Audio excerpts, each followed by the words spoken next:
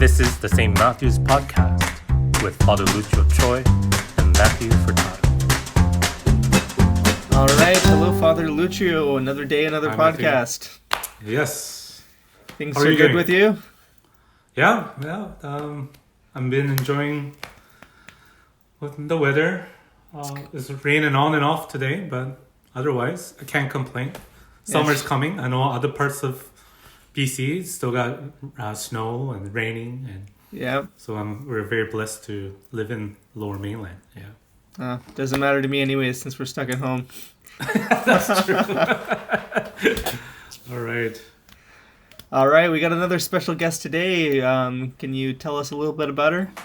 Well, yes. From day one, I think she likes to send me emails, and not emails to do with, do this, do that, but she sends me like kind of motherly emails to me, encouraging me, affirming me. So, every once in a while, I look forward to her emails. So today, I've been wanting to have Maureen on our podcast from very early on.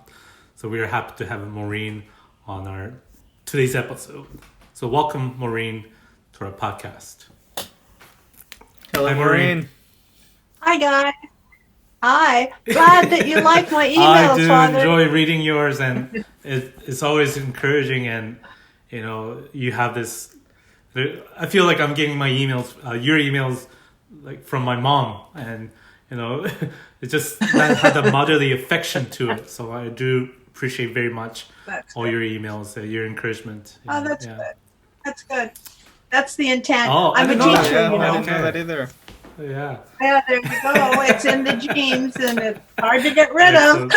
So, Maureen, can you tell us a little bit about yourself, the ministry you're involved with at St. Matthew's, and just a little bit about your experience here at the parish? Sure. We've been at St. Matthew's for a very, very long time. We weren't at the very beginning, but shortly thereafter, it became our parish, and so we love it. We're definitely connected to the parish. It means a lot to us, and we've loved watching it grow. As for the ministries, over the years, I've been involved in quite a few ministries, but my heart really is in the Catholic Women's League. I love it. And I was slow to join. I was reluctant. I always thought it was for old ladies. And Father Dion kept encouraging me. And so I finally went to a meeting, and I discovered that I wasn't the youngest there. They were a lot younger than me. And I had missed a wonderful opportunity. I love it. I love the work that we do. I love the ladies. I love working with the diversity of those women. And I've formed some really close friendships. So that's really my very, very most favorite of all the ministries I've been involved in. A number of years ago, when we were looking at stewardship, we formed a hospitality committee. And for a few years, it was a very flourishing ministry. We did a lot of, I think, important things. We ran volunteer appreciation dinners every year, and we also did a welcoming breakfast. And we phoned, if you can imagine, we phoned all the newcomers and invited them to a breakfast meeting on a Sunday. And we had representatives from all the ministries talk about their work. And, even though we did it 2-3 times a year, we would have over 100 new people at every meeting. It's hard to believe that our parish was growing that quickly. I don't know why we stopped doing it. Maybe just because it got to be so big and so much. But it was a good thing to do. And I've done other things too. I have been, as part of that hospitality, we did Christmas dances, parish dances. And I've been involved in PrEP many years ago. And I also do the Safe Environment Program for our parish. Yeah. So there you go. Cool. Oh, I'm a Eucharistic minister too. Did I say that? Perfect, because it's really important to me too. Awesome. So yeah, looking back on your own life and your involvement in the parish and even beyond that, where or who do you owe your faith to? When was the time that your sort of personal relationship with Jesus really sort of clicked and was made clear to you? Well, we've had really fabulous leadership. We've had fabulous priests in our parish. But the one that was there when I needed it was Father Augustine. His spirituality was so obvious. He was such a humble man. And going to Mass when Father said it was such a spiritual and emotional process that I think I learned a lot and gained a lot in my time while he was there. But having said that, each of the priests have brought their own special skills to our parish. And it seems, I guess it's God's blessing, but it seems that they've come just I when we've agree. needed them, Yeah, yeah. Do you? Yeah. I mean, Father Dion was an amazing leader, and he developed community like nobody can do. He was fabulous. And when you got a phone call from Father Dion that he wanted you to do something, you wouldn't dream of saying no. Like, no matter how busy, I was a school administrator, I had my kids, I was a very busy lady, but I would get a phone call from Father saying, we need someone to do the da-da-da-da-da, and you're the person I'd like to pass that over to. And all you would say, oh, thank you, Father. I don't know. That's a special skill. So he was awesome. And then, of course, Father Tran also is very caring and very humble, and he's really fabulous to work with. And he has such a sense of diversity and such a strong sense of liturgy that, he brings his skills as well. And, of course, our assistant priests, our assistant pastors have been awful, obviously amazing as well. Thanks, So Maureen. there you go. Yeah. Oh, jeez. Can you also share with us your favorite memory of the parish, whether recently or in the past?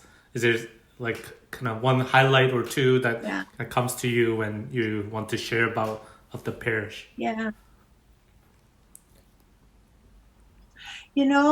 My favorite memories are always around events that we've worked together as a community.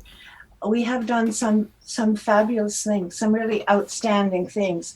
I remember a few years ago, the deacon, the seminarian deacon that we had with us was ready for ordination, and we had planned a nice, simple reception after his Mass, but I saw his face when we suggested what we were going to do, and he sort of wasn't full of joy.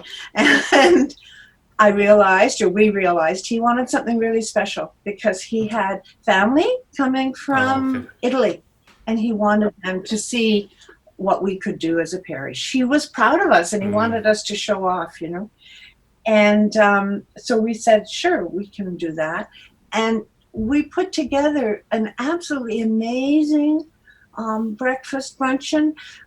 All of the ministries got involved. Every single ministry took on something. And we served a family-style meal. So there were tables of 10 people, and at every table we had all these serving plates that passed around the table, So it really was very intimate, and the food was fabulous, and it came from the hard work of the whole community. I mean, the Vietnamese ladies did spring rolls for 400, 500 people. I can't remember, but it was a huge thing. We had to use the school, the elementary school gym, and the Jubilee Hall. We had tables all over the place. And this huge event that seemed like it was impossible to do was fabulous. And it was the work of everybody. And those are the kind of things that really resonate with me. Those are the things I'm really proud of our community for being able to do. And, we've done a few things similar to that where we all get together and sort of blend and share our skills and make it work. And I think that's what we do best.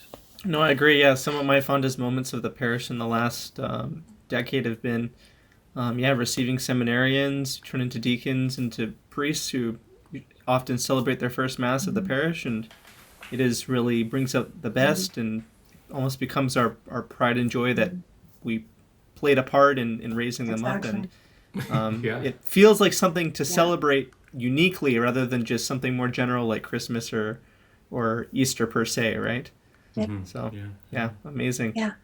Yeah, thanks so much for coming on today, Maureen. We'd love chatting with you today. And I was wondering if you could close us in prayer today. Oh, I would love to do that. I think I would love to do that. Now you're making me sound like I'm answering to Father Dion. Thank you for asking.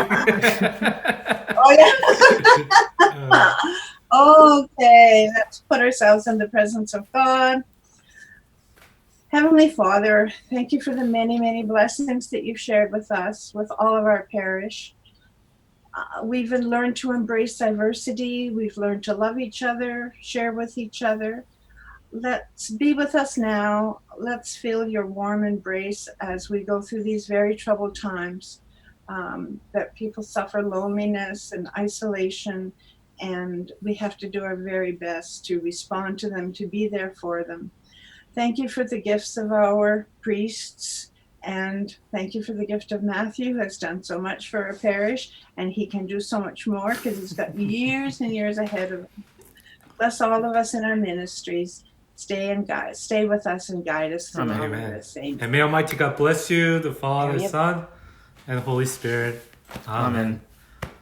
Thanks, Maureen, for joining us today and sharing your love and your passion for the parish and for our God together. So it was wonderful to have you. Thank you. Thank you. Nice to be with you. Bye. Bye-bye. Again, thank you everyone for watching and listening to our Parish podcast. I encourage you to find us on Facebook and YouTube. You can search St. Matthew's RC Parish.